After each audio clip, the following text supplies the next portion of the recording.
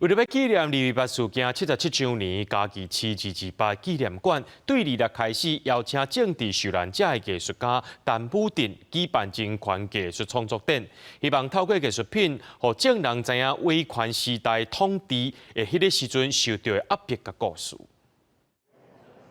沙克的翁仔一线一线徛伫画作的头前，在50外线代表政治受难者的翁仔当中，有2线较细，看起来亲像囡仔的翁仔。艺术家陈武定讲，这幅作品的背景，就是捌看过有心的民主前辈因为政治受难封关，所以囡仔伫家内底出世大汉。看到这个这囡仔，大家嘛会感觉讲，虽然讲咱的处境无好，咱遭遇不好的事情，但是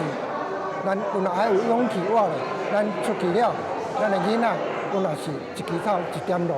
228事件纪念基金会伫今年228事件77周年进前，伫嘉义市228纪念馆举办特展，邀请同款是政治受难者的人权艺术家陈武定来展览伊的作品。对台湾人是一个足重要的代志，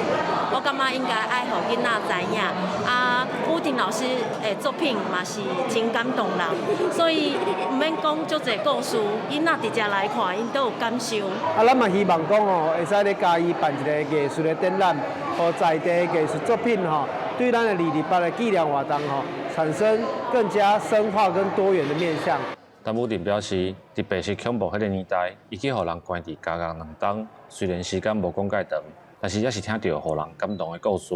希望透过展览的木雕甲画作，让民众知影伫威权时代受难者的感受甲故事。记者林慧婷，嘉义报道。